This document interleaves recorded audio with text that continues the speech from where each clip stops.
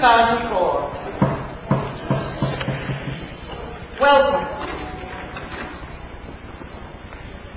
to the inaugural email message of No Bush, based on the belief that the truth shall set you free.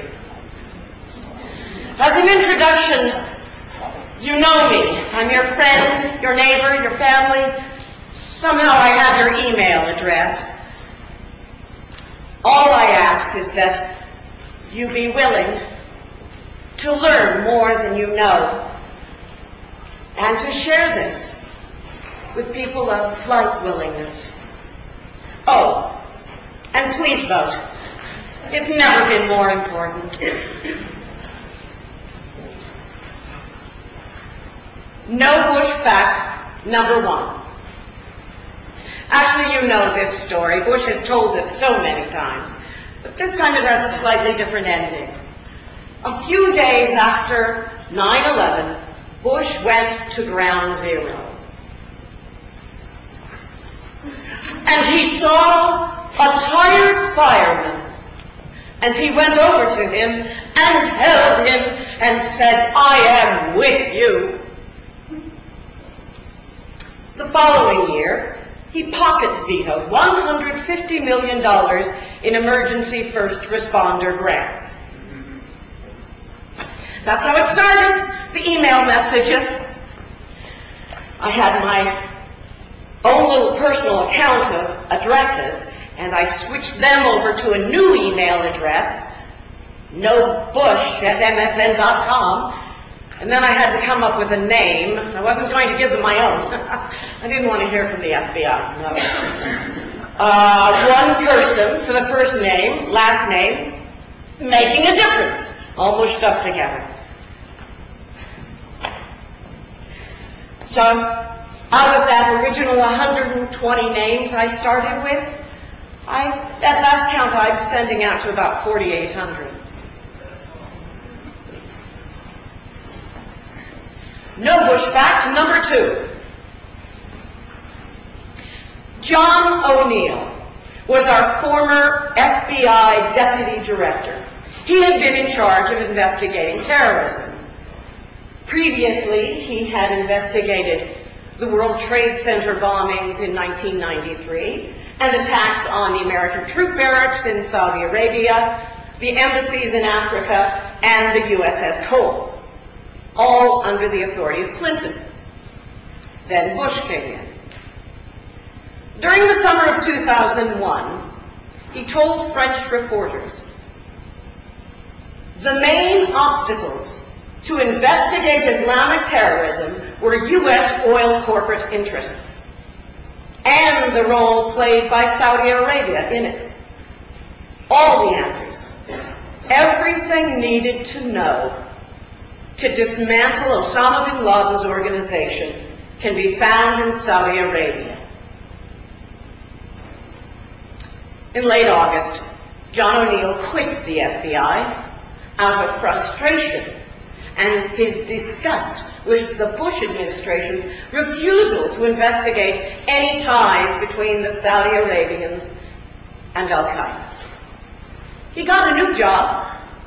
He became head of security at the World Trade Center, where he died on September 11th. These first messages were really short and to the point. I mean, did you know that one? I didn't, at least not back in January when I started. But there was a reason, as I discovered in January, that it was designed that we shouldn't hear such stories. No Bush fact number 3. The policies of the FCC, Federal Communications Commission, have changed drastically. It started when Bush appointed 3 of the 5 people on the board, including its commissioner, Michael Powell, son of Colin Powell. On June 2nd, 2003, these 3 appointees voted away checks and balances that had been in the works for 6 decades, and they let corporations own a drastically larger piece of the media pie, so that independent voices were no longer heard. It was taken to Congress, where there were bills and votes and meetings behind closed doors and threatened vetoes and more votes and another vote and broken promises. All culminating on January 21st, 2004, with 24 little lines inside of a huge omnibus spending bill. About that same time, CBS, which was, I forgot to mention, it belongs to one of the two companies that benefited the most, those two being Viacom, that owns CBS, and Rupert Murdoch's News Corporation, that's Fox News. So, during that same time period, CBS made an announcement. They would not show the 30-second ad presented to them by MoveOn.org for the Super Bowl. The ad showed children at work paying off the deficit. It was not favorable to Mr. Bush. However, the Boston Globe called it gentle yet powerful. With him being so nice to push through this FCC law, of course, Viacom was doing them a favor. However, the Democrats wrote to CBS and said, the choice not to run this paid advertisement appears to be part of a disturbing pattern on CBS's part to bow to the wishes of the Republican National Committee. Close. Maybe the Republicans were bowing to the wishes of CBS. After all, the Bush 2000 campaign brought in more money from big media than any other campaign in history, well over $1 million. So I typed at the end of this message that was going out on the day of the Super Bowl, but you can still see the ad during halftime. Just switch on over to CNN where you can see it. You won't miss anything.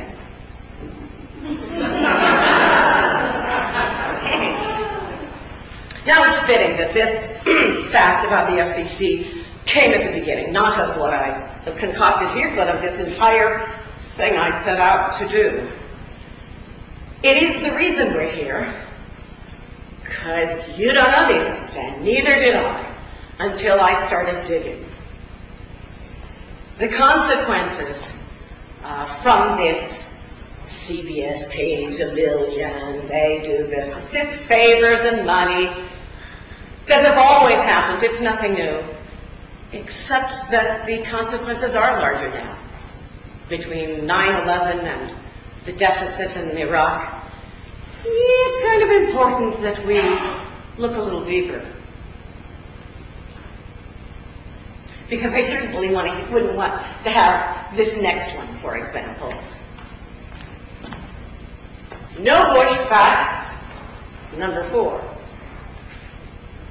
second.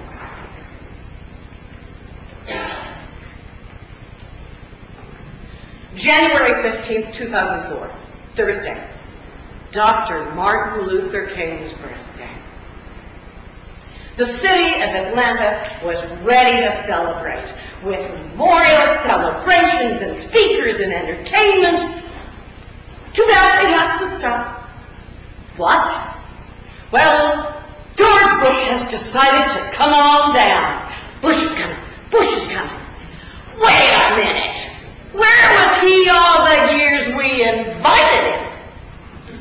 It wasn't election year then. This was clearly an insult and was not missed by those involved who were protesting on the side. But they were not in that wonderful moment where he got the photo op he wanted with Coretta Scott King at the gravesite. From there, he just handily meandered on over to a banquet that was being given in his honor where he raised over $1 million. Now the next day, it being a holiday weekend, when he got home to Washington, there was no Congress there, so he did something very clever and sneaky. he recessed in Judge Charles Pickering, who the Senate had failed to allow to confirm. Recessing in case you don't know, is a method by which the president, in the absence of Congress, can recess someone in.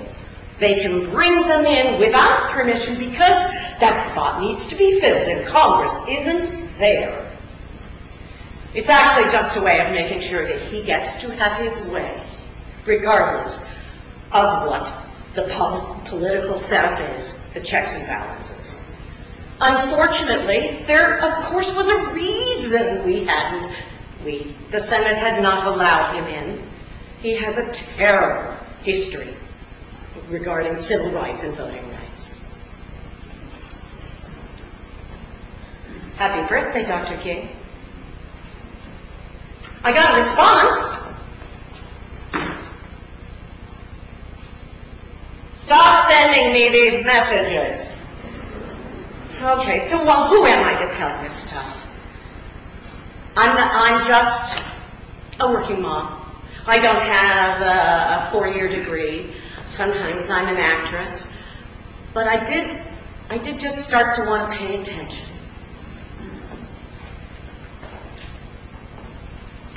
No Bush fact number 5 was February 9th, when Bush had to go on Meet the Press with Tim Russert.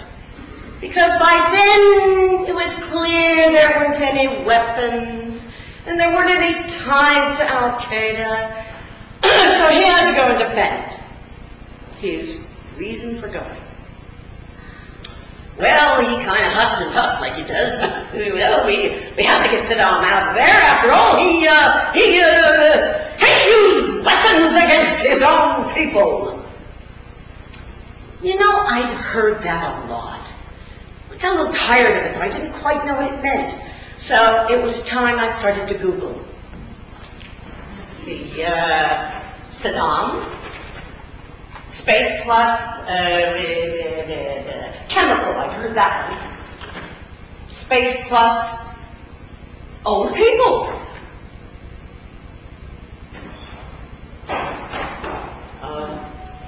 There's a reason he doesn't want us to know the rest of the story. First off, yes, he did use chemical weapons against his own people. Well, sort of his own people, the ones that somebody decided were in his neck of the woods. Not that they were in any way really related. It was the Kurds, up on the northwest border by Iran, at the end of the Iran-Iraq War, 1988, and he dumped chemicals on them. Of course, we don't mention that the way he dumped the chemicals was in these wonderful helicopters that were sent over to him by none other than Ronald Reagan.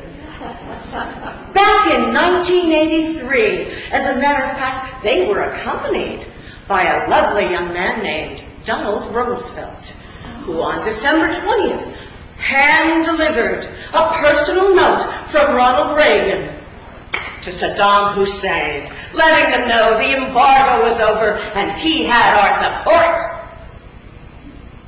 So not only did he have the helicopters, but then we did supply those chemicals. For the, starting in the next year, Ronald Reagan authorized the Centers for Disease Control and Prevention to provide the bacteria that leads to anthrax, bubonic plague, and botulinum toxin. After that, Bush's dad, as a president, continued to ascend things up until the very day that Saddam crossed over into Kuwait. We were sending him technology to the tune of $4.8 million. Long after that horrible moment when he gassed his own people.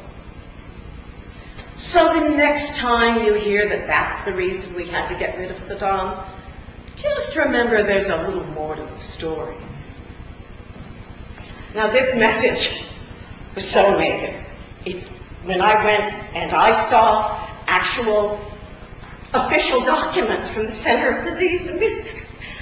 I knew at that point I had to start putting a Google path on the bottom of my messages because nobody was going to believe me, and I didn't want anybody to think I'd made that up. So it's all there. That became my policy for the rest of the time that I've written these. Here's a little word that Bush never wants to hear again. No Bush fact number 6, Harken Energy. It's a little Texas oil company. In 1986, the same year that he sobered up, Harken Energy came in and rescued Spectrum 7 Oil, which had previously come in and rescued Arbusto, another failing Texas oil company. When Harken took up Spectrum, Bush was made its director consulting and a major stockholder. According to Harken's founder, Phil Hendricks, his name was George Bush. That was worth the money. Well, I guess so. In 1988, George's daddy became president. And in 1989, this little Texas oil company, with absolutely no international drilling experience, got a 35-year contract to explore, exploration contract in the Emirate of Bahrain. Nonetheless, it went down the tubes. But, and Harken started losing money in the millions. However, they had a very good accounting team called Arthur Anderson. You may have heard of them. And so they managed to make sure that the stockholders never knew a thing about it. You see, they had one subsidiary over here, offshore, mind you, no taxes, that managed to sell something to another subsidiary over here, and it had a profit, and this one had a loan, and finally the SEC saw what was going on, and they called the sale of whatever that had been bogus, and they insisted that a new profit loss statement be sent out. Before that profit and loss statement went, Bush dumped $850,000 worth of stock, which he then promptly took over and bought and used to buy the Texas Rangers.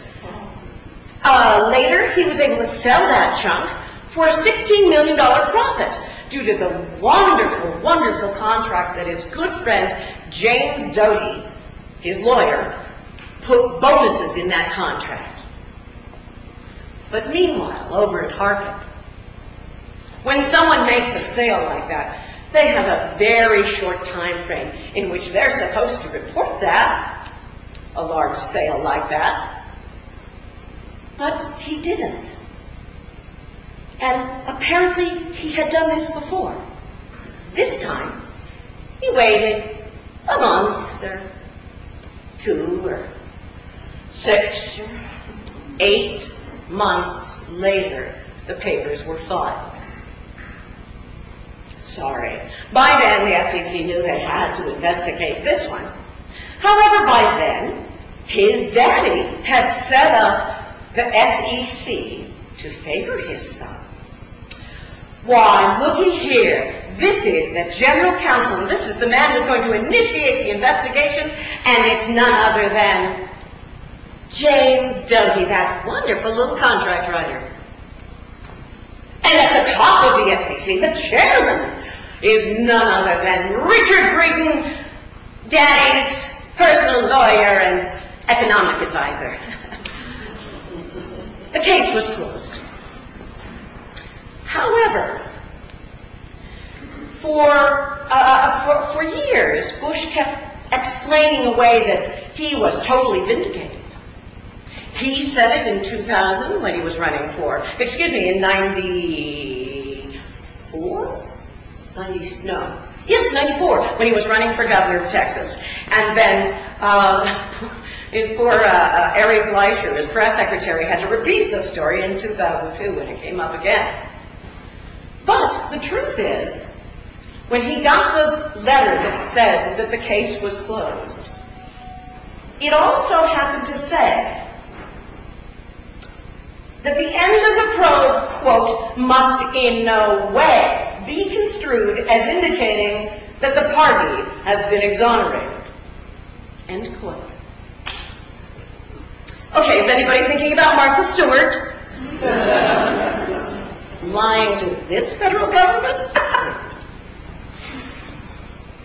As Molly Ivins said, George W. Bush should declare himself a conscientious objector in his own war on corporate crime.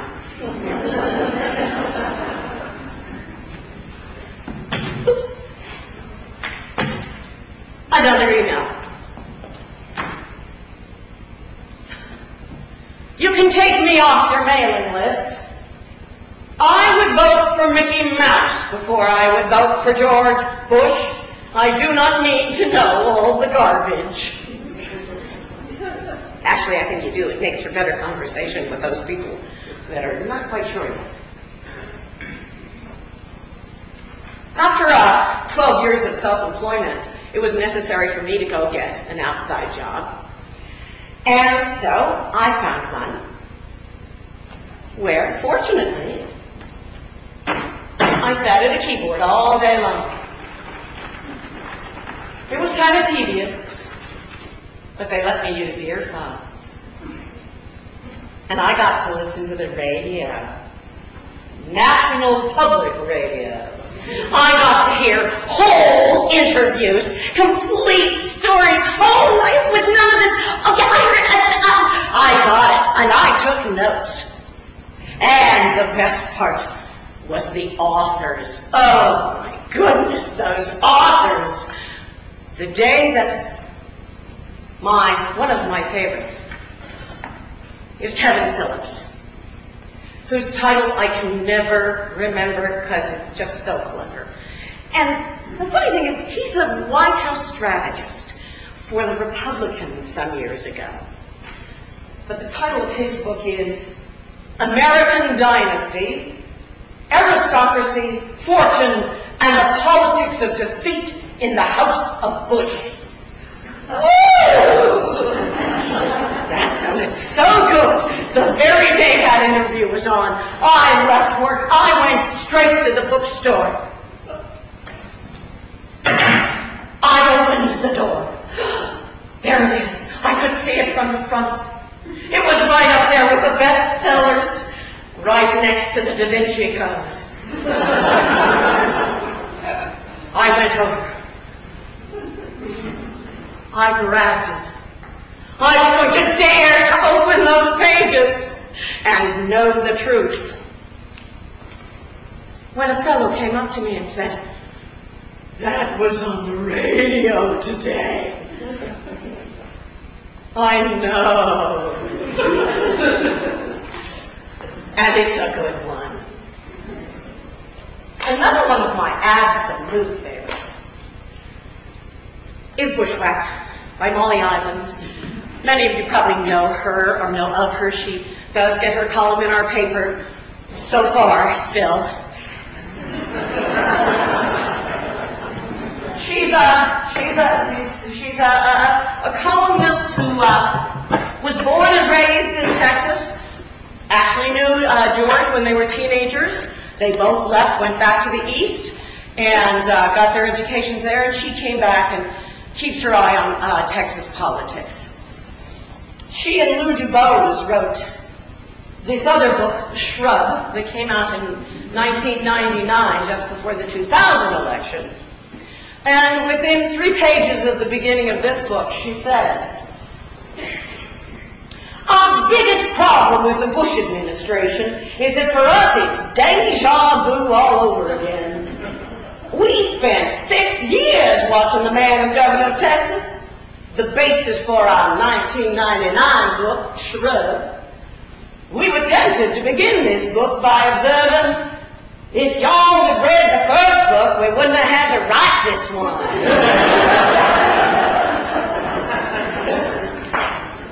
Oh, wish we'd all been back then. Oh, I got another message.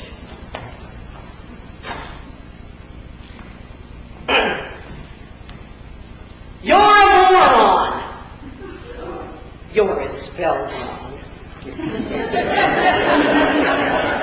want to debate someone with about this stupid crap you're sending out? Debate me!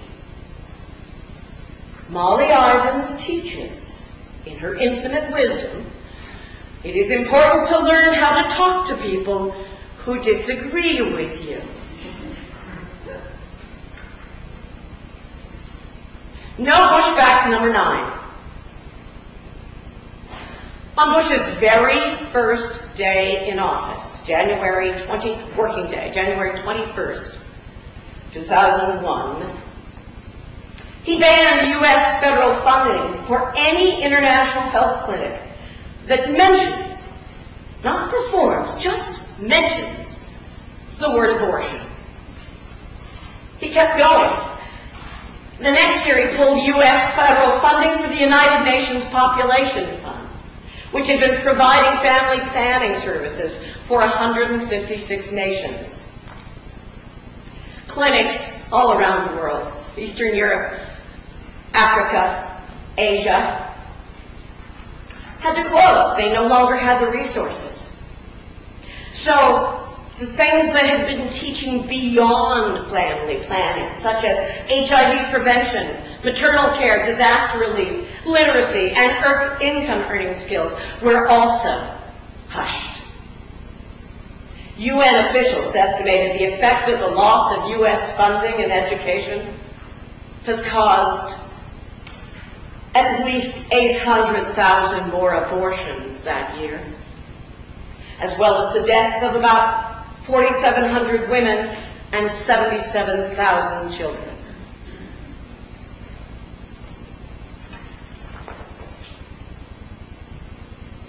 No Bush fact number 11.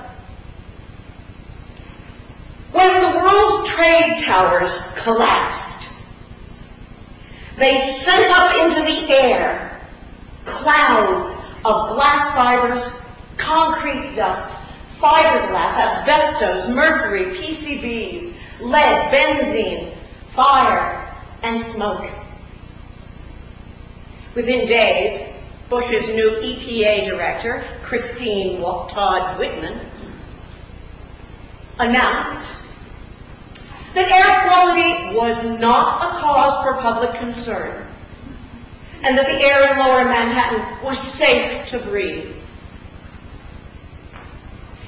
However, in August 2003, the Inspector General of the EPA revealed that the White House and the National Security Council had edited the EPA press release. They had reassuring information was added, while cautionary information was removed. We now know that 72% of the tens of thousands of rescue, cleanup, emergency workers that were present at Ground Zero suffer serious lung ailments, that 82% have ear, nose, and throat problems, and that hundreds and hundreds of firefighters are on disability permanently. You know, it's stories like this, where Americans were betrayed, all for the sake of pleasing corporations, that I decided that I had to tell on him. One friend of mine said, "It's the closest thing to a calling I've ever seen." Speaking of callings, we have no Bush fact number 12. Faith-based initiatives. You know, it sounds good. Faith-based. Comes from the heart. But an office, a White House office of faith-based initiatives? It's grown so much now, there's faith-based initiative offices in 10 different federal agencies. Last year, faith-based social services received $568 million in grants from Health and Human Services to do healing work. Whatever happened to the separation between church and state? Oh, that's right, there is one. The state can't look into churches. I knew there was one. So, these social services, are not required to have professional standards or even criminal background checks. Now, he knows about this. Bush does from when he was governor of Texas, where he pushed through the legislature there the Texas Religious Freedom Restoration Act, which required the state to use the least restrictive means of enforcing regulations.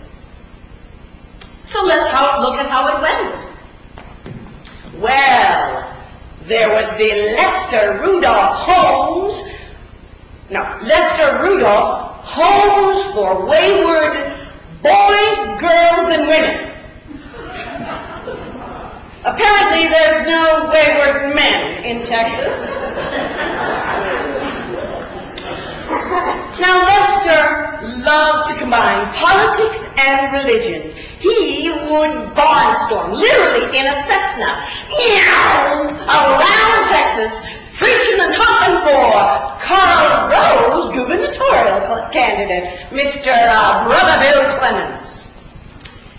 Now, this Lester was also a very, let's see, what's the word we say? He is a very reckless pilot.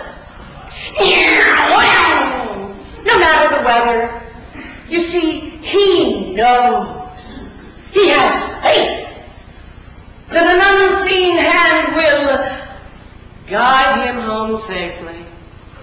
And so it did. Only the last time it was guiding him home to that home.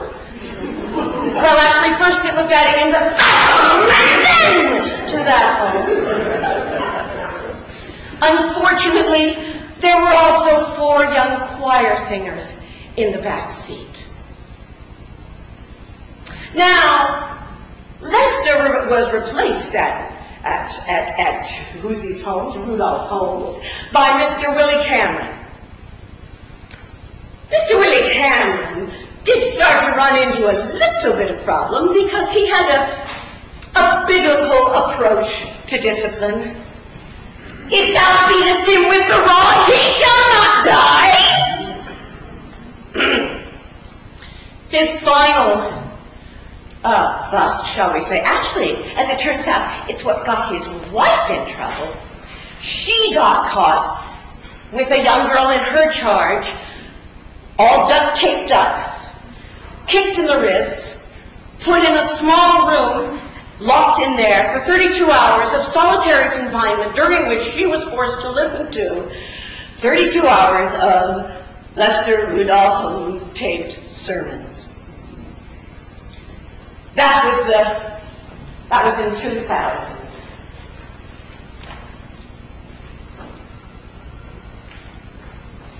Now, Bush fact number 15.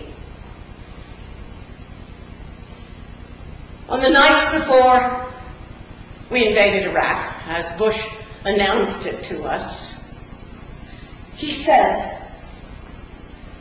"There's no certainty in war except the certainty of sacrifice. For some, not for him, clearly." In 1997, at the Texas National Guard headquarters, there was a lieutenant colonel who worked in the head office just below the general, and he was going, his name was Bill Burkett, and he was going over to the door to say something to the general, and the door was open a tinge, and he heard someone on the speakerphone talking to him. None other than the well-known voice of Joe Albaugh, who was the then Governor Bush's chief of staff. He was telling General James that Karen Hughes was going to be writing an official biography in preparation for further offices, and they wanted to make sure that there would be nothing embarrassing in his National Guard files. A few days later, the lieutenant colonel was taken by someone who he had confided in to a building that was remote on the base, back to a remote room in the building where there was a table and one officer and a file, going through the files and undoing them, taking out certain pages and dropping them into a trash can, fastening it, closing it. Naturally, the lieutenant colonel couldn't help but look. And he saw pages that had at the top of them, Bush, comma, George, First Lieutenant. In 2001, when Bush became, well, whatever it was, in 2001, Bush appointed, he seemed to reward these two people who had been on the phone quite well when he appointed Joe Albaugh to be the head of FEMA, and the general became the head of the entire Air National Guard. Now I know that we get tired of hearing about the National Guard. The memos, maybe they were real, but it doesn't really matter. We do know he wasn't there when he was supposed to be. And it's a tremendous hypocrisy that he thinks that he can send our children to their deaths. But I have a really good idea. I think it's time we gave him another chance. We'll forgive him. He just needs to do his year of service right now.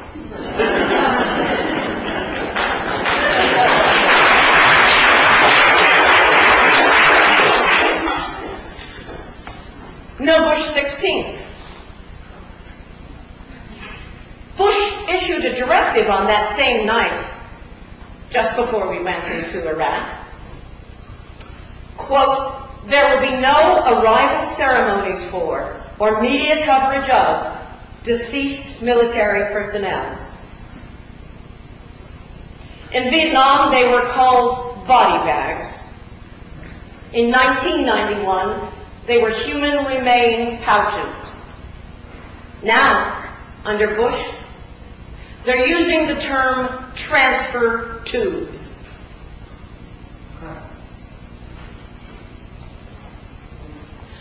No Bush fact number 17. With all the talk about weapons of mass destruction being one of the main reasons we went, you would think that getting to those weapons would have, especially the nuclear fuel rods that Colin Powell had made such a big deal out of in front of the UN, that should have been a priority, huh? It wasn't. 3 weeks after the U.S. invasion, when asked about the WMDs, Donald Rumsfeld said, quote, when there happens to be a weapons of mass destruction suspect site in an area that we already occupy, and if people have time, they'll look at it.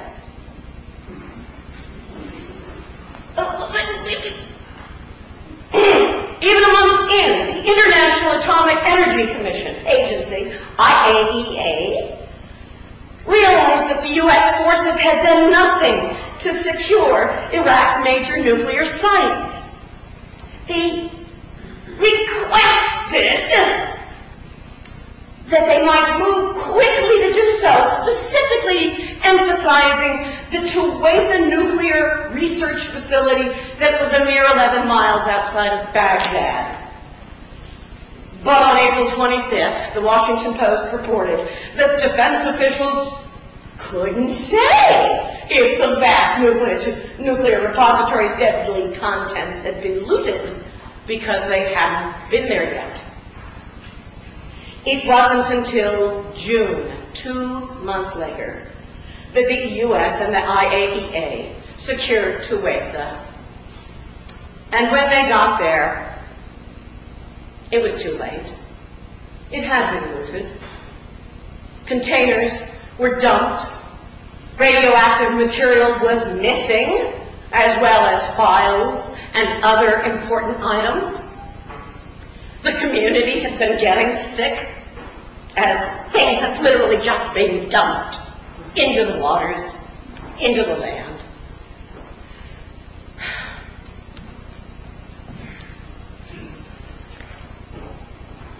Some of the material was eventually found and purchased back, but we don't really know where the rest of it is.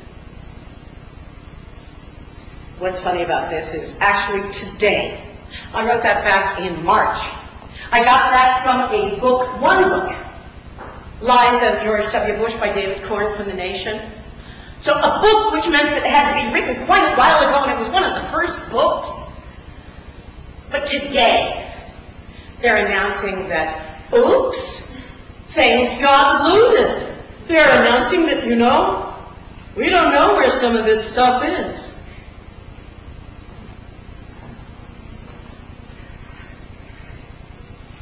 No Bush fact number 19. No child left behind.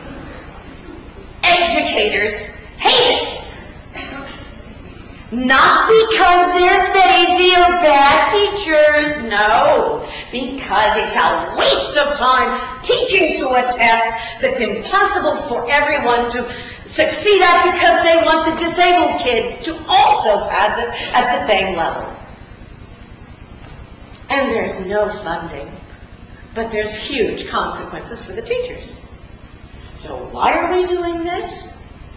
Well, my friend Molly Ivins, I think of her that way, she says, follow the money.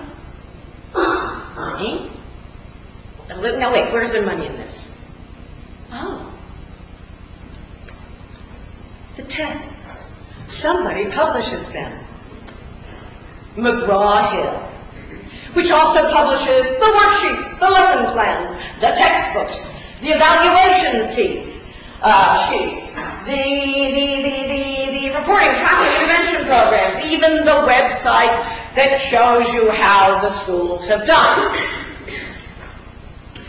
It just so happens that good old Grandpa Prescott Bush and good old James McGraw were best friends back in the 30s, used to vacation together and invest together. And ever since then, the two families have interwoven their fantastic career successes and financial gains. Why, just in recent years, Harold McGraw Jr. handled grants for Barbara Bush's Literacy Foundation. And Barbara's husband, George I, gave McGraw Jr. the highest literacy award. McGraw-Hill in Houston gave the highest educator award to Rod Page, and then Rod Page became Bush II's Secretary of Education, and he showed up as a keynote speaker for McGraw-Hill. McGraw III was on Bush II's transition team. Laura Bush's chief of staff was media relations for McGraw-Hill. And last but boy not least is John Negroponte. Some of you may remember his name from the 80s, Iran-Contra affair. He was the ambassador to Honduras, where he was keeping the Contra safe and bringing in tons of money based on lies about the human rights violations that were going on. In the 90s, in between the Bushes, he worked at McGraw-Hill as the executive vice president for global marketing. But now, with Bush back in the White House, he was our UN ambassador. And now, he's got his own ambassadorship in Iraq. And at March, when we went in, March 2003, when we went into Iraq, McGraw-Hill gave their support by publishing a book called Team Bush, Leadership Lessons from the Bush White House. Of course, there was another book they were involved with. Remember that one Bush just couldn't put down on September 11th? My pet goat? McGraw-Hill.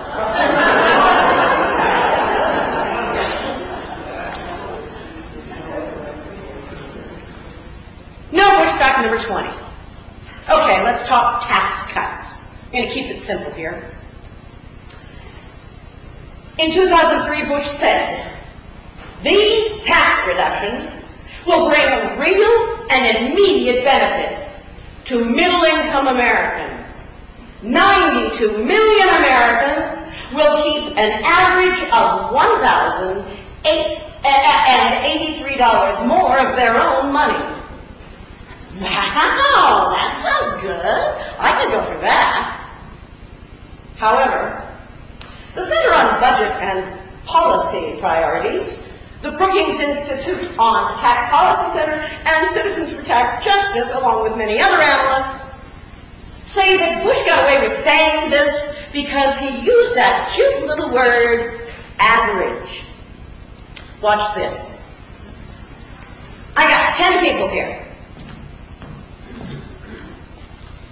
9 of them are unemployed, and it's long past unemployment benefits. They have nothing. But this lucky one, this one makes $1 million this year. So I can honestly tell you, when I take $1 million and divide it by 10, I've got an average of them making $100,000 each. But it doesn't mean a thing. Just like his statements about how we're all doing so well with his tax cuts.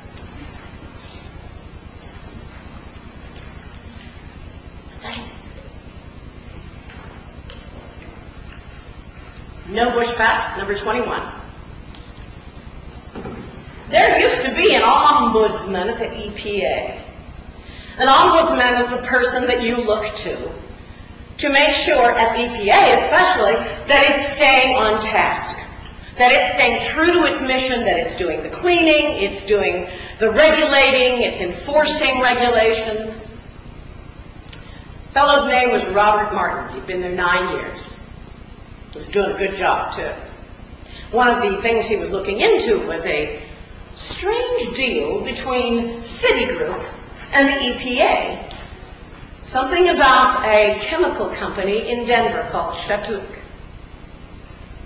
Well, then Bush came in, and Bush appointed Christine Todd Whitman, whose husband, Mr. Whitman, was an investment manager at Citigroup. So this Robert Martin thought this might be inappropriate. So when he said that, Christine Whitman said, you know, it's time for that ombudsman office that's located outside, separate, individual from the EPA, to move on in under where I can keep better track of things here. Then when he was away on business, she got into the files, changed the locks, took away all his duties, and stripped him of his title. So on Earth Day of 2003, Robert Martin resigned. We don't have an ombudsman anymore.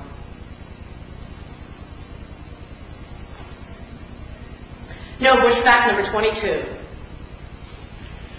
The corporations don't have to lobby the government anymore. They are the government. That's Jim Hightower. For example, let me name no, I can't do this. It's too long. We'd be here all day, and I understand it's extremely boring. But I do have a few I want to share with you. Keep in mind, it does seem to be that being a lobbyist is the best thing to have on your resume to get into the White House these days, where you can pay much more attention to your corporate goals while you're in charge for a few years. We have Karl Rove, Bush's chief strategist. He was a lobbyist for Philip Morris.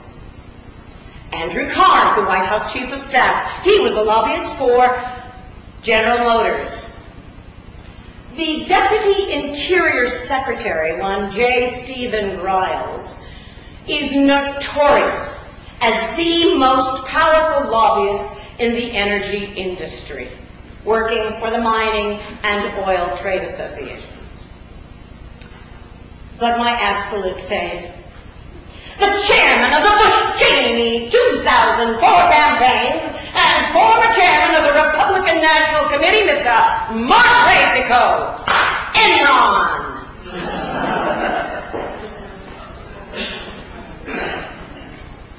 Now about the subtitle of this show, Launching Facts That Shock and Awe. I thought it was cute. It kind of worked for how I felt being in a Republican stronghold and knowing this stuff and knowing my vote may not count, so I had to start getting the information out. But I did think, maybe I ought to go look back up. Well, what was that shock and awe thing? I remember hearing about it. Haven't heard for a long time. It was something about our original battle plan. Well, you can actually, on the internet, go right to the documents. According to one of the two authors, Mr. Harlan Ullman, in an introduction written in January 2003, quote, "We want them to quit. We want them not to fight.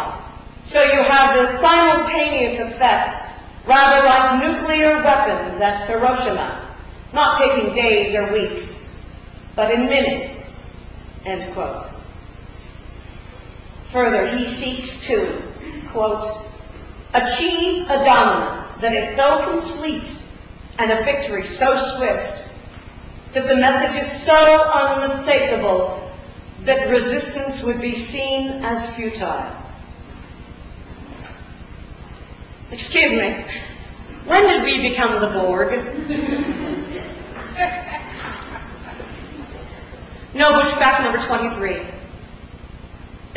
Immediately after 9/11, Donald Rumsfeld created a whole new office called the Office of Special Plans and handed it over to his Defense Undersecretary, Mr. Douglas Feith.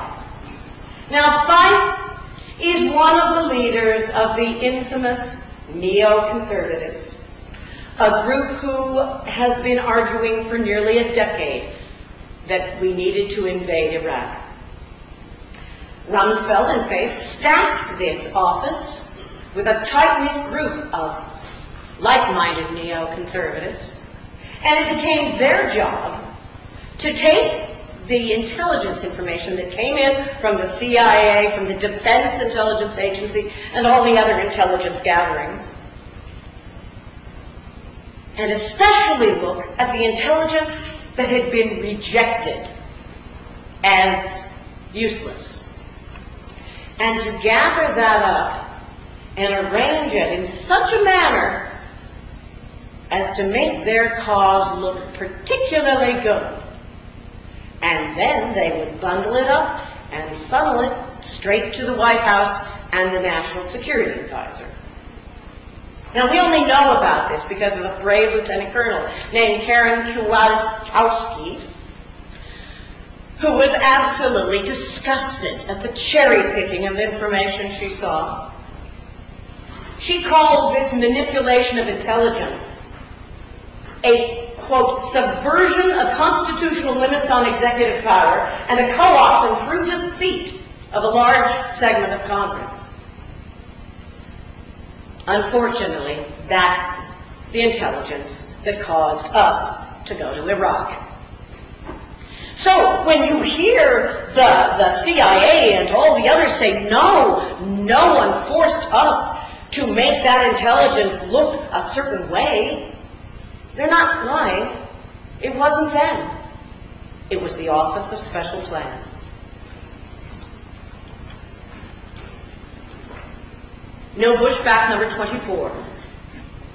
On June 26, 2001, the State Department issued a worldwide caution to Americans who are traveling or living abroad. At the same time, the National Security Agency's Echelon Electronic Spy Network warned that Middle Eastern terrorists were planning to hijack commercial aircraft to use as weapons to attack important symbols of American culture. That very same month, Bush made it easier for Middle Easterners to get into the United States. His administration announced something completely new: the Visa Express, expediting visa applications throughout Saudi Arabia. Here's the actual announcement from the U.S. Embassy in Saudi Arabia. Now, all Saudis and non-Saudi applicants may obtain visas at their own convenience by submitting their applications through any of 10 designated travel courier locations operating throughout the Kingdom of Saudi Arabia. Applicants will no longer have to take time off from work, no longer have to wait in long lines into the hot sun and in crowded waiting rooms, and no longer be limited by any time constraints. Effective immediately. Applicants didn't even have to get their photographs taken, let alone at any kind of an interview. That's how 3 of the Saudi hijackers who were in the planes on September 11th got into the United States. The month after 9/11, the Visa Express program is still working. 103 visas were issued without denying one of them in just one of the 3 embassies in Saudi Arabia. It wasn't shut down until June 2002. And that was only when one very brave reporter stood up and said something at a White House press conference, and he was quickly removed.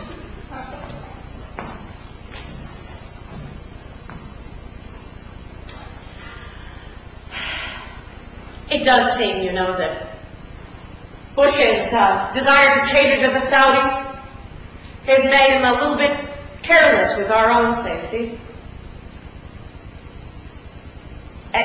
Wasn't he supposed to be, didn't he have he called it a charge to keep?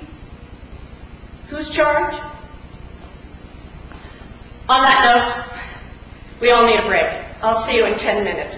And the second act is really good. It's got some good stuff. Please come back.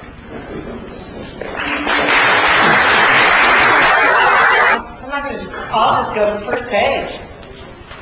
And on that first page, I found a quote that the whole book starts with from Dwight D. Eisenhower. It says, "The only unforgivable sin in war is not doing your duty."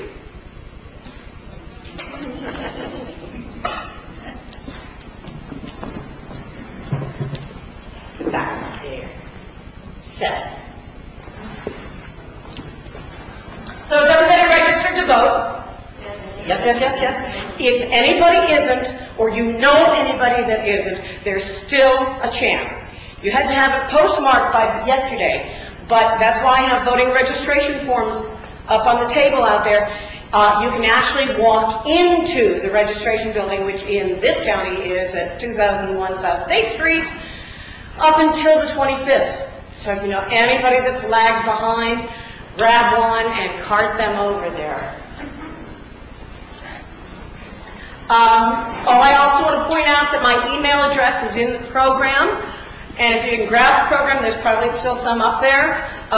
You can email me if you want to hear whatever messages I do for the rest of the time till the election, or if you have any interest in having me come visit a group that you might have. This is the last scheduled performance, but I would do this every single day until November 2nd if somebody would sit in a room and listen to me.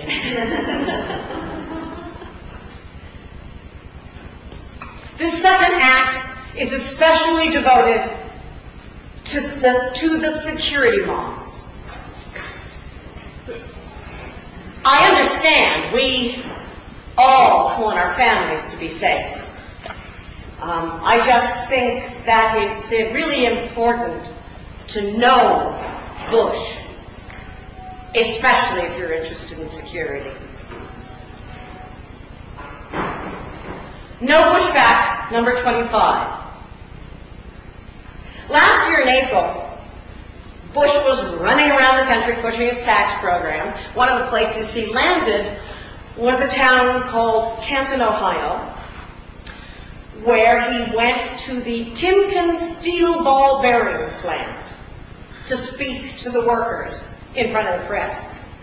And so the press took pictures and they got him on tape saying the following: "The greatest strength of the American economy is found right here, right in this room, found in the pride and skill of the American workforce. Here at Timken last year, productivity was up 10%, which means that America can compete with any nation in the world because we have the finest workers in the world."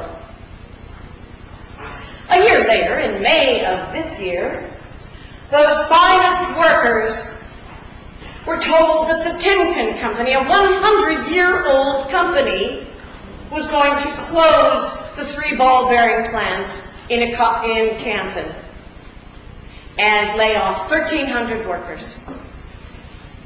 The ball bearing plants were the heart of Canton's economy.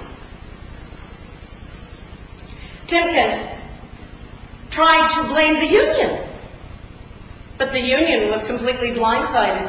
They hadn't been in any kind of talks. But someone had been in talks.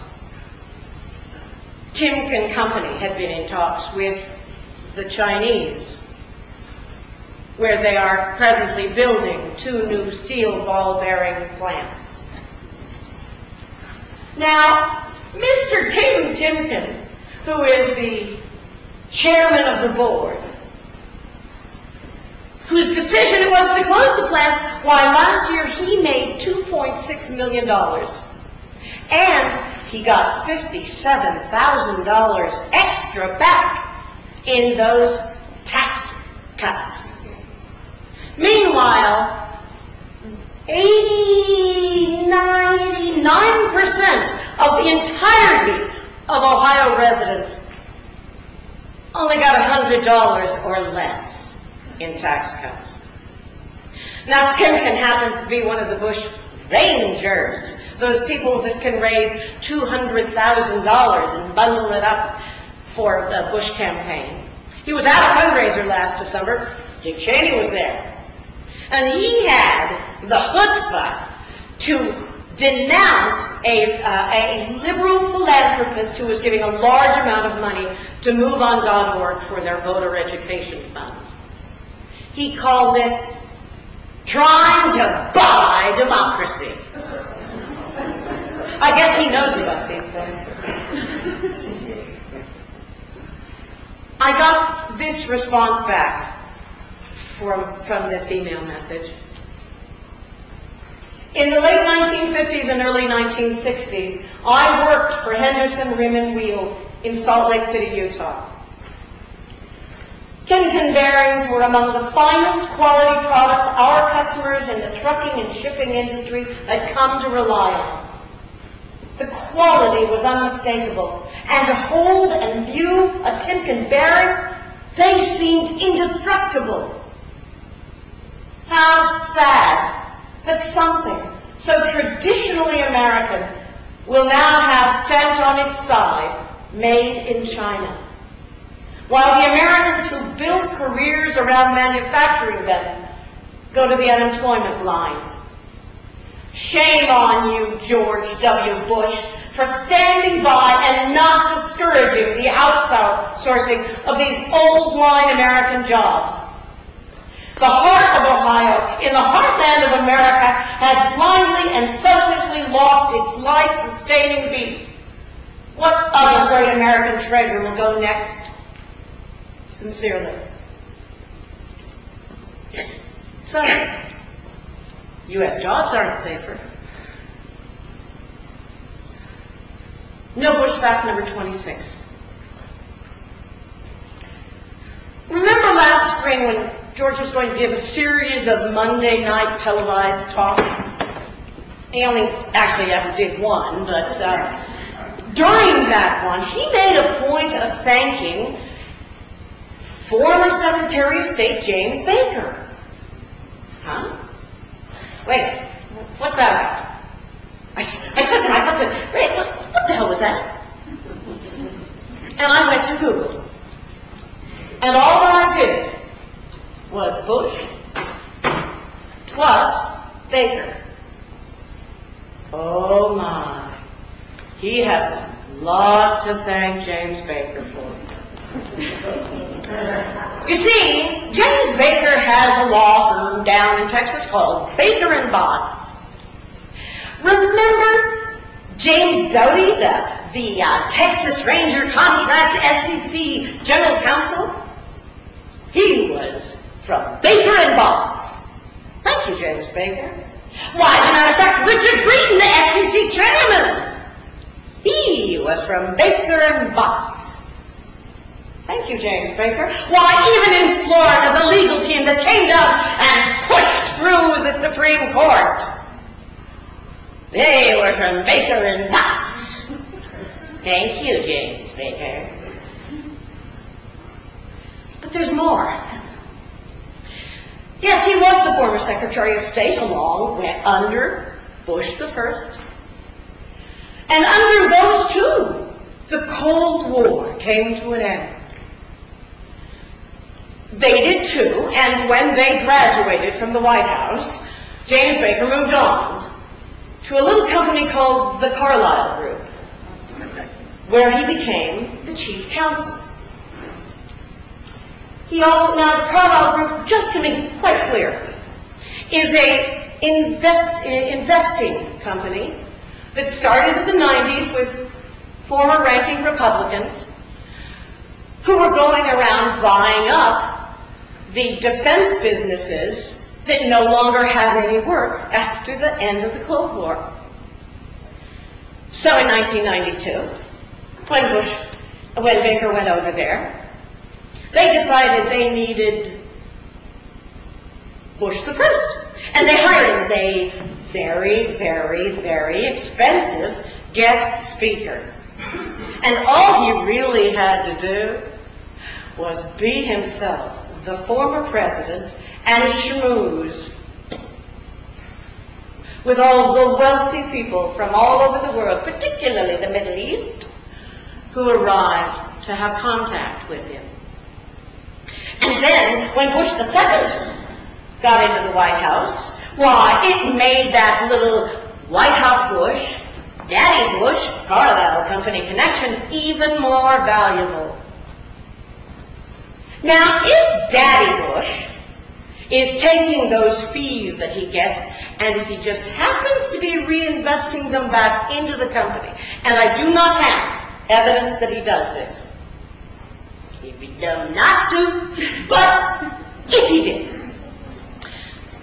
then White House Bush would stand to inherit a fair amount of money, because you see, those stock portfolios in the last few years, they've really grown.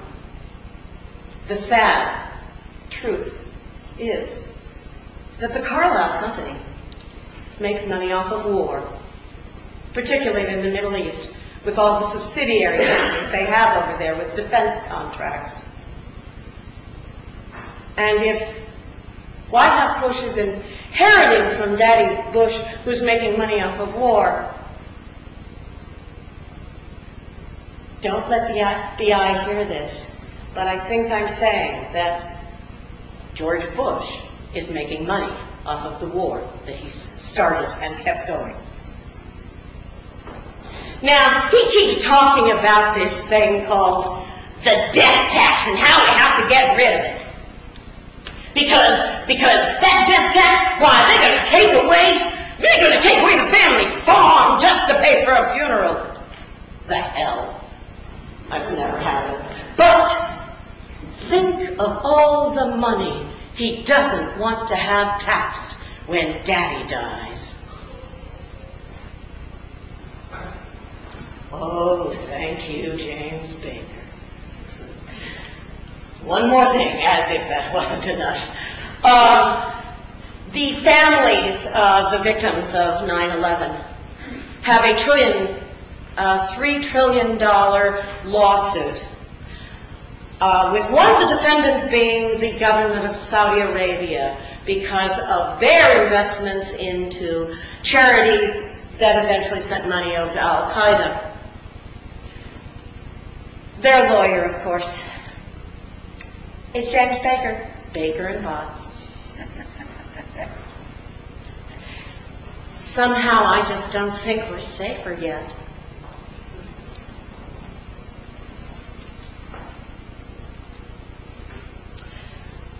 No Bush fact number 27.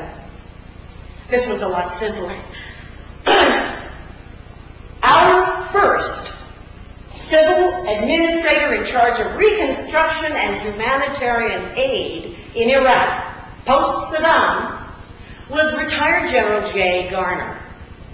He arrived in Baghdad on April 21st, 2003, and said that his top priority was to restore basic services. He actually said, "Silly man, what better day in your life can you have than to be able to help other people, and that is what we intend to do." He believed that the military should actually be used as a merciful instrument in shaping future humanitarian operations. He met with delegates from across the entire Iraqi political spectrum, and together they planned to have a national conference in May, at which time they would elect the first post-Saddam Hussein Iraqi government. Within a day or two, Bush yanked him out of there. And he sent in J. Paul Bremer, who immediately announced there would be no such conference. He then proceeded to fire the entire Iraqi army, putting 400,000 men out of work. Apparently he hadn't heard that terrorists are basically unemployed, frustrated Middle Eastern men. Garner had felt you didn't want to end the day with more enemies than when you started. On the other hand, Bremer, who had spent about 30 years working for Henry Kissinger, announced to some businessmen, "We're going to be on the ground in Iraq as soldiers and citizens for years. We're going to be running a colony almost." So I guess Iraq isn't safer either.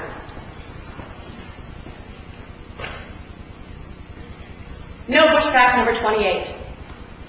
The Bush administration, through the U.S. Department of Health and Human Services Office on Women's Health and the Ad Council, worked with the National Breastfeeding Campaign, Awareness Campaign, on a PSA that would teach first-time mothers the importance of breastfeeding exclusively for the first 6 months. They were particularly excited, the people with the breastfeeding, because for the very first time, it was not just going to be about how nice it is, what a good thing it is. It was actually going to be about the real statistics that show that babies that are not breastfed have a higher risk of obesity, diabetes, ear infections, leukemia, diarrhea, asthma, and pneumonia. Unfortunately, the Ad Council put the ad up on their website, and the pharmaceutical companies saw it. And you know, I didn't know this, but the pharmaceutical companies actually own the formula companies. Similac, all those lacs. And the pharmaceuticals gave 87% of their vast campaign contributions to the Republicans this last time. So the lobbyists showed up in Tommy Thompson's office, and they showed up in Congress, and they showed up at the National Institute of Health, the Centers for Disease Control, and the American Academy of Pediatrics. Suddenly, it was announced that the science behind that PSA was invalid, and the ad was sent back for editing. They were not allowed to even mention diarrhea, or, no, diabetes, one of them, diabetes or leukemia, and all the specific statistics were taken out. Once again, the American public was left in the dark, and the corporate interests were rewarded. And it became, once again, it's a really nice thing to do. You know, what's interesting is it actually becomes a very good deal for the pharmaceuticals because, you see, first they make a bunch of money on feeding little babies which, sorry, should be free. And then they get to spend the rest of that baby's life providing medical equipment and materials and medicines to cure the problems their own formula caused. Now that's a win-win. Unless you're the baby, and then it's a complete lose-lose. So, babies aren't any safer either. Notice fact number 30. I'm going to take you back in time. It's Wednesday, November 21st, 2000. 2 weeks after the election, there's still no president. The Florida Supreme Court votes against George Bush, who had been trying to get the recount stopped. No, you must go back and take those 3 counties, those 10,000 votes, count them up, and have it all back to us on Saturday, the 25th by 5 o'clock. Uh-oh. No problem. Bush had Plan B in action already, because on the 18th, the Saturday before, word had gone up to Washington. Psst! We need backup! Psst! We need reinforcements! We'll pay people to come down, and we'll set them up in a nice hotel. Oh, hell, we'll just put them on payroll! And so they did. Tom DeLay whipped up 200 Republican congressional staffers and sent them to Florida. Oh, on nothing but the finest corporate jets, Halliburtons, Enrons. They got down there. The next day, it was Wednesday, November 22nd. The sun rises on the Dade County building. And the 3 workers who belonged to the commission that were going to do the counting came to work, a little nervous, increasing nervous. Why are all these people here? And they head up to the 18th floor, and they're followed by all these Republicans. And they seem irate and tense, and it starts to becoming overwhelming. They're up there on the 18th floor trying to count, and there's more and more people out in the front office scaring them. Finally, one of them comes out and says, I'm sorry, we need to be able to concentrate better than this. We have a very important job to do. We are going to take our votes and our observers upstairs to a more private room on the 19th floor. The Republicans smelled fear in the room. Somebody yelled, let go! And they start running upstairs. Oh, and that somebody, by the way, was not just somebody. It was Republican New York Representative Tom Sweeney. So Tom Sweeney, he was Sweeney. They went upstairs, they were banging on the walls and on the glass windows and making a lot of noise and trying to scare everyone and chanting, stop the fraud, stop the vote. They went like this. Now this is all recorded on in November in the Wall Street Journal, and a Washington Post photographer was there and snapped a shot. And that picture of all those ranting people scaring these poor guys is on the internet all over the place. Most of the pictures actually have little circles and numbers on them for every single person, naming who they are. Because you see, when that picture hit, people up in Washington went, wait! Those aren't. Who? No. These weren't. They were not only not Floridians. They were legislative directors. They were chief counsels. They were political directors. They were conference analysts. They were the big people in Congress. Just not elected, just one step down. They were not Gophers and Pages, and they sure as hell weren't Floridians. But they stopped the vote. They scared the local administrators. That afternoon, Bush submitted a file to the Supreme Court. And the rest is history. So I guess democracy isn't any safer either.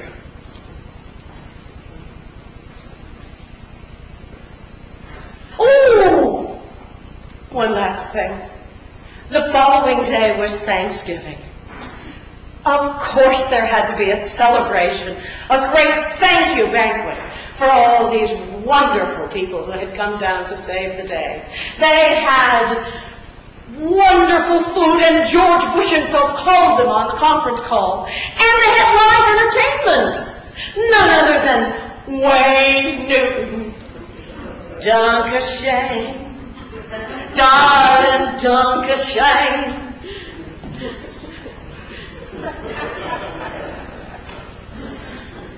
No, Bush fact number 31. 4 years later, the Republican convention.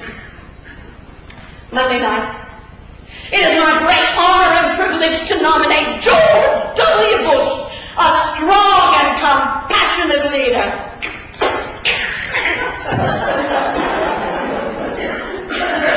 The next day, Tuesday, was a celebration of the people of compassion. I'm sorry, just because you can pronounce the word does not mean you are. According to the Merriam-Webster dictionary, compassion is having or showing sympathetic consciousness of others' distress together with a desire to alleviate it. Forgetting words, let's look at some of George's actions. Repeated in several sources, including the New York Times, there are stories of when George was a young boy in Texas with his friends. He was kind of a leader then, too. There would be these great rains in Texas, and the frogs would come out. And George would lead the boys in picking up their BB guns and shooting them. Or, even more fun, grabbing yourself a big toad, stuffing firecrackers in its mouth, lighting them and tossing it in the air to watch it explode. Years later at Yale, George got into a little trouble there as president of his fraternity when he was busted for illegal, sadistic torture. Sound familiar? Of the pledgelings to the fraternity.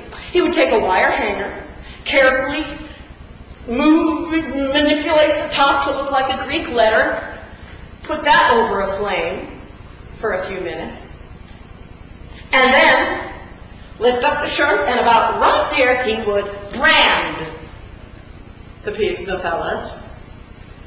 Leave it there a little bit until there was a second-degree burn. Now, this did get him his first interview with the New York Times, since his daddy was starting to become somebody. And in that interview, never ready to admit a mistake, he said, "It was no worse than a cigarette burn. There's no scarring mark, physically or mentally." Still later, when Bush was governor of Texas, the Guinness Book of Records reported that Texas held the title of the U.S. state with the most executions. with George W. Bush personally signing 152 of its total 244 death warrants. 40 of them in the year 2000, the year he became a compassionate conservative.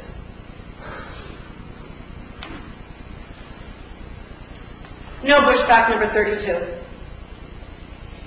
There are 15,000 chemical manufacturing facilities, oil tank farms, pesticide plants containing deadly chemicals with no standardized security measures. They're easy to hit, they're easy to break into, and they're very easy to poison large amounts of people. Now that would be, as Cheney likes to say, devastating. Right across from the Hudson, from Ground Zero itself is a chemical plant called Kuhn Chemical. And in 1999, they issued a then mandatory safety report saying that if one of their tanks were broken, that the leakage would have very serious health and life consequences for at least 14 miles, which, being where it is, means 12 million people. These plants have been called by the FBI WMD specialist the poor man's atomic bomb. In 2002, there was a journalist who decided to test this. He went to 60 different chemical plants. He was driving straight up to control rooms, walking through unguarded gates. He actually got up on a tank and was going like this. What does it take to get arrested? George Tenet in 2002 said that the Al-Qaeda could very well be planning to attack the chemical plants. So, are those warnings being watched, listened to? No. Because you see, George Bush is far more interested in deregulation for the sake of his corporate friends than he is in security. Now, Congress did try to pass a bill to enforce some kind of security for the chemical plants. It was going to go along with the Homeland Security bill, but as soon as it was moving right along until the lobbyists heard about it, and it changed pretty quickly and was dumped.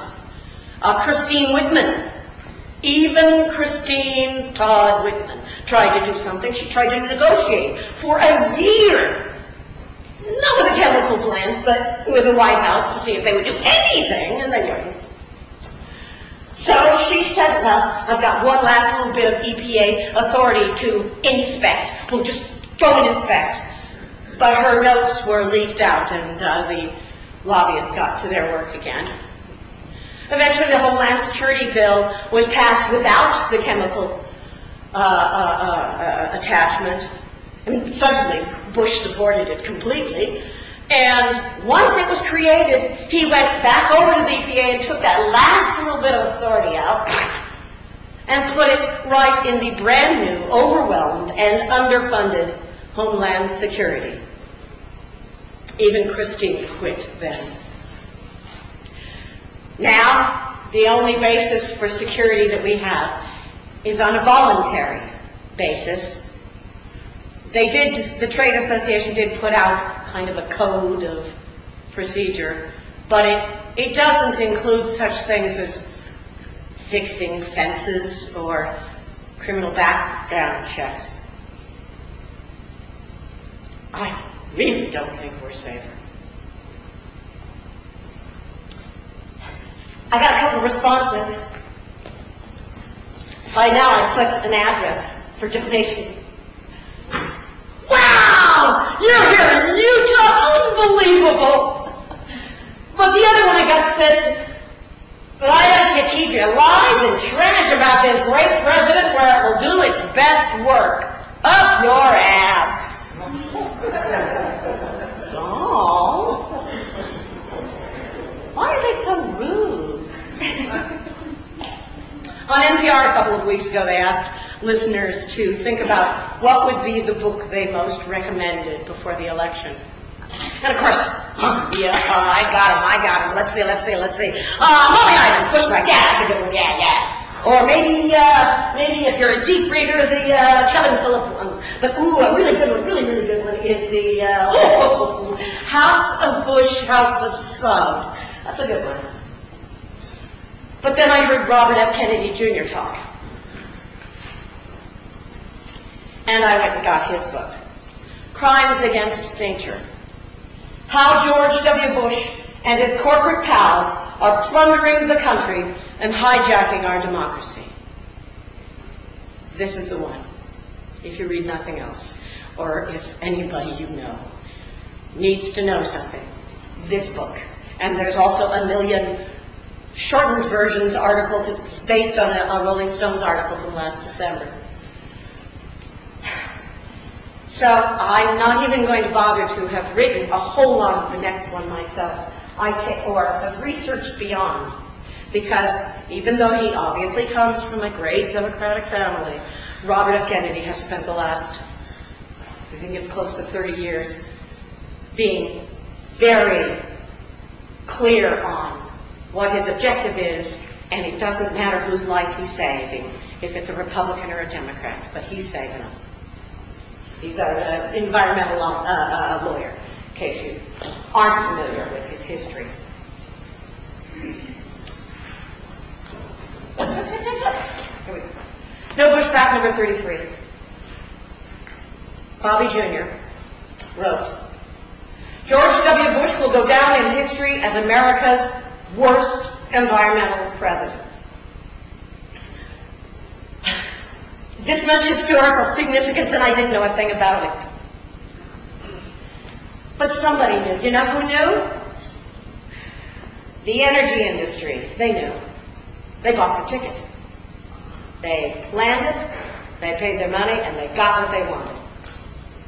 George W. Bush, as governor of Texas, Bush conferred with Alcoa, Exxon, Shell, Amoco, Enron, Dow Chemical, and their $1.5 million in contributions.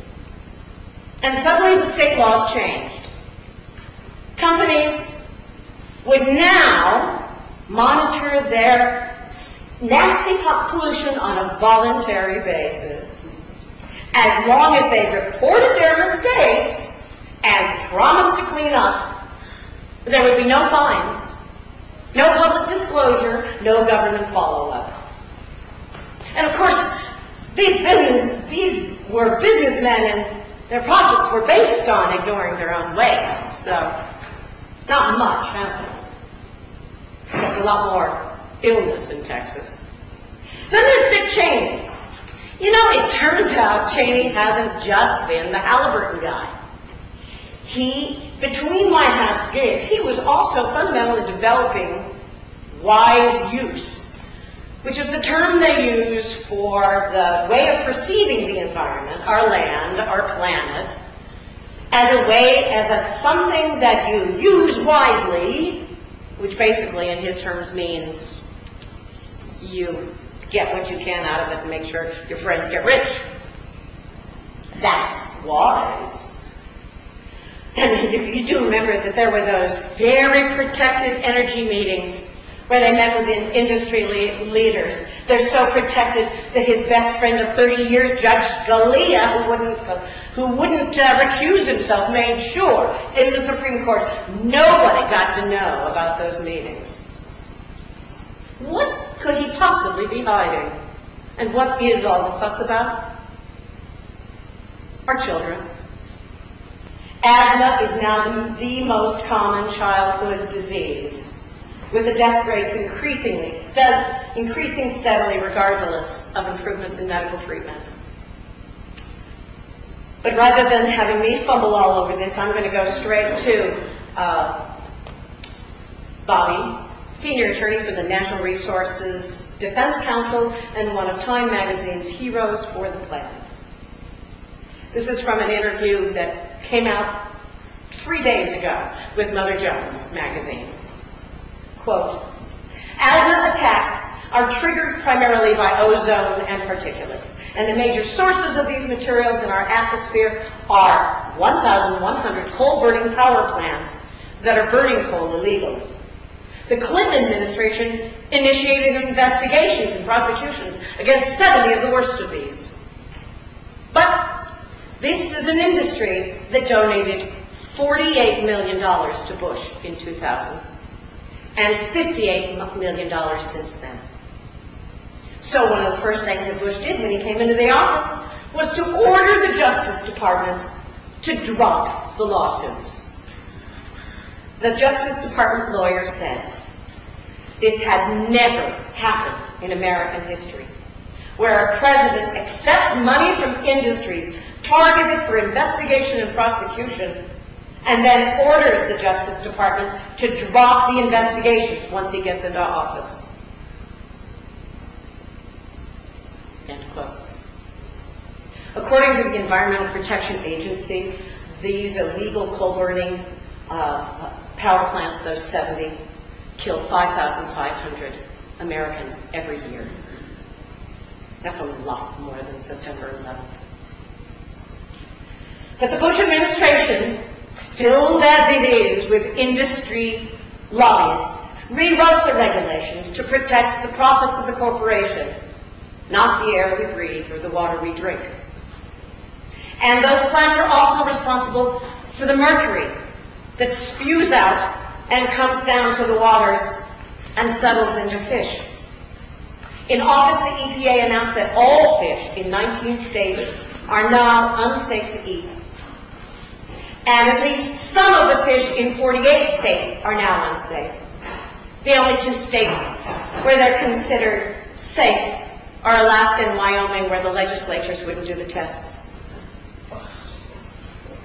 Now, 1 out of every 6 American women has so much mercury in her system that her children are at risk for diseases such as autism, blindness, mental retardation, and heart, liver, and kidney disease.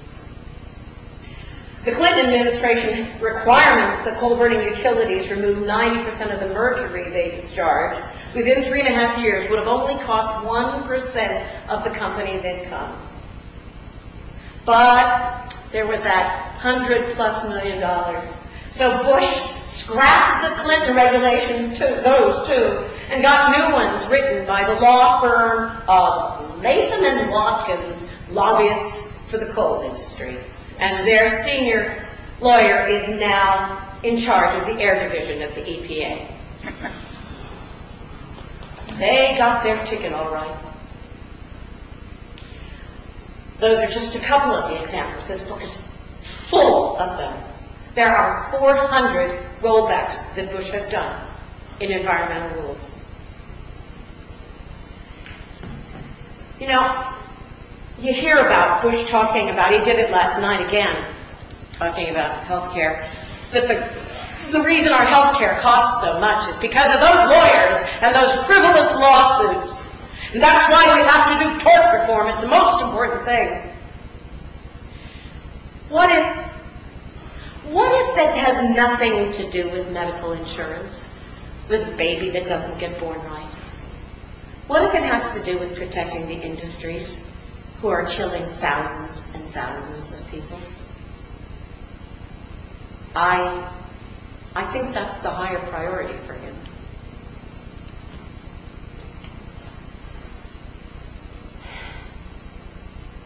Bobby Kennedy says, while claiming to embrace its values, the Bush administration has stolen the soul of the Republican Party.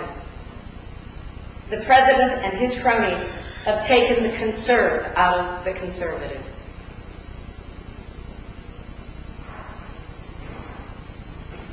Earlier I spoke about shock and awe.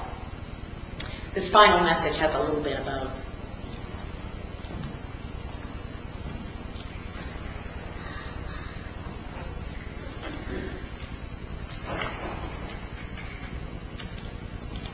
No Bush fact number 34. I can't get away from Bobby Kennedy. He said, What do you expect from a president who believes in creationism? You know, it's true. At the Grand Canyon, the Bush-appointed leaders of the National Park Service require a new book to be on the shelves called The Grand Canyon, A Different View. It tells of the biblical creation of the Grand Canyon.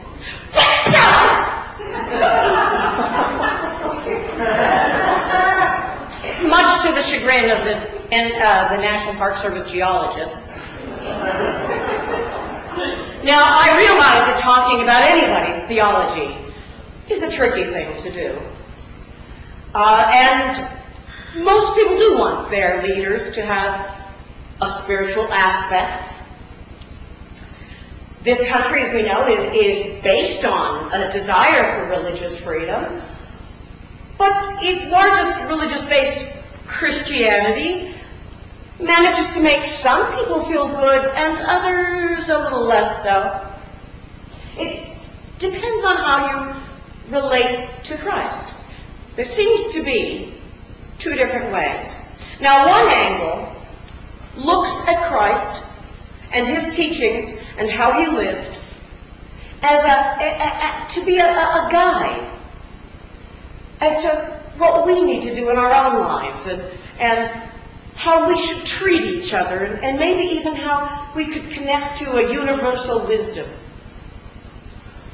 The other way of looking at it is that Christ is a Lord that we need to let go into and be saved, and then he will be at our side with everything we do.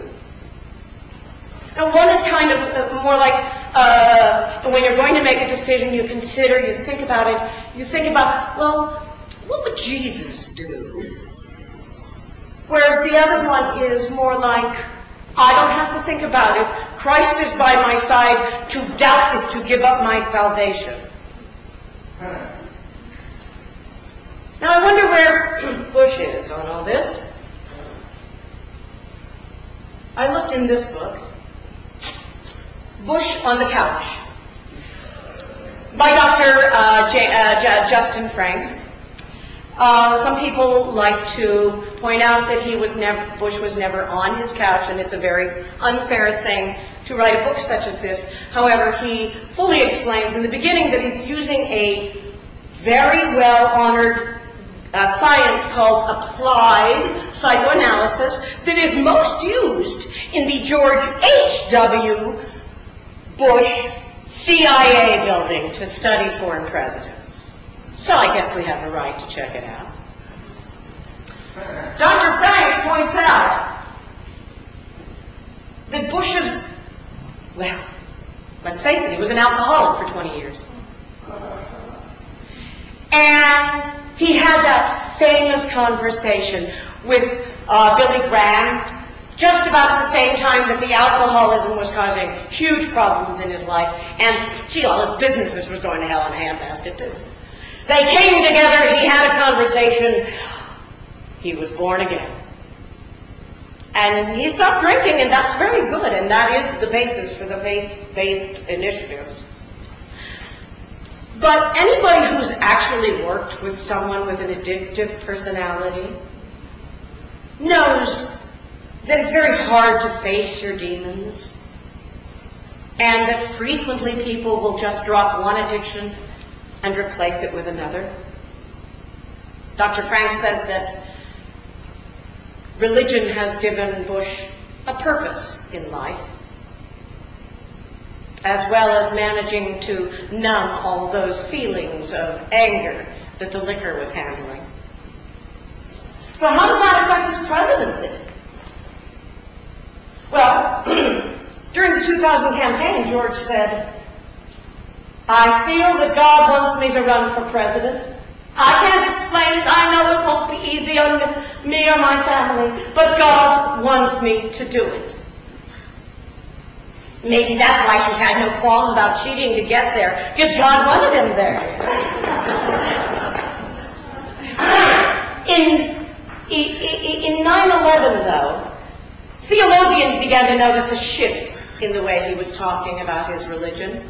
It went from being about personal salvation to biblical prophecy. He said, our responsibility to history is already clear, to answer these attacks and rid the world of evil. The next year he went even so far as to steal language from the Gospel of John. Quote, this idea of America is the hope for all mankind.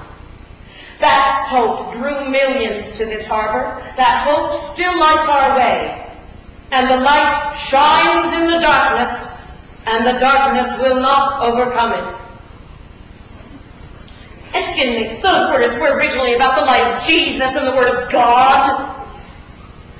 But apparently America is now the Godhead, and Lord knows what that makes him. The problem is that people around the world heard that, and here he is going to war with the Muslims. It starts to sound like a great big religious war, which are the bloodiest, most irrational ones. How does this fit into foreign policy, I wonder? Well, on March 25th, 3 days before Condoleezza Rice was to go on 60 Minutes to talk about terrorism, she and her expert on the Middle East with the National Defense Council, Mr. Elliot Abrams, formerly from the Iran-Contra affair, met with apocalyptic Christians in the White House. A group led by Reverend Richard G. Upton of the Apostolic Congress. Now, the Apostolic Congress, when you go to their website, they have a seal on it that's round with a gold edge and an eagle on a blue background. It's identical to the presidential seal, except for the words around the outside. And Reverend Upton says that he's in contact with the White House twice a week. He is the voice of Christianity in the nation's capital. Now, they were there that day to talk to Elliot Abrams because the Apostolic Congress does not want a Palestinian homeland because, you see, that interferes with biblical prophecy, with the return of Christ, and with their rapture. So Abrams sat down and convinced Upton that the Gaza Strip is not significant in the Bible, and so it would be okay to sacrifice it. So within a few days after Upton was convinced of this, then Bush came out with a reversal of his position and backed an Israeli peace plan that involved their leaving the Gaza Strip. Now, if you go to the website of the Apostolic Congress, now it's cleaned up. When this story first got out through the Village Voice, you could follow the links and get there, and there was all this weird rapture stuff on it. But it's completely clean now, and there's a lovely page dedicated to George Bush, and pictures of Upton and Bush, and Karl Rove and Upton. But there's still other websites that you can go to. There's one called, where is it? The Rapture Ready News, where you can get updates daily about the Middle East and about all the hurricanes and volcanoes, as they go together. And you can go to the Rapture Index, which has a list of 40 different qualities of life that are getting messed up, and they go on a 1 to 5 scale, each one, and if the total is a certain amount, and yes, right now it is at 155, and if you're not familiar with it, that means hold on to your hats. They also, of course, all of them have a section on the possibility of Bush being the guy that would take them there. Wait a minute. What if, God, I wouldn't want to think this. What if all this poisoning of the planet and this horrible deficit and this that's going to war impossibly. What if it's all part of his plan to... No. Now, wait, you remember Lesser Rudolph and his plane? Right? I think it's important to know, Bush, because we don't want to be those kids in the back of the plane. And we sure don't want to be the people that facilitate this mean, selfish man to finally be able to walk up and say, I got away with it! His rapture. No, Bush? There's so much he doesn't want us to know.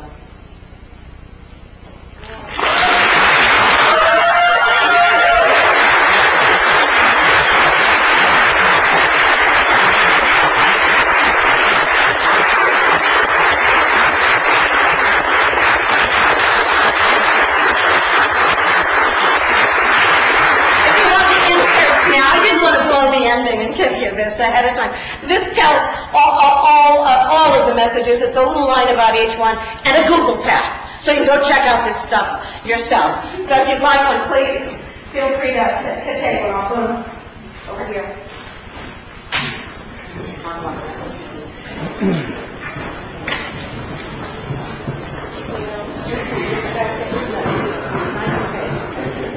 You're welcome. Oh, there's what you did. And if anybody wants me to do this for any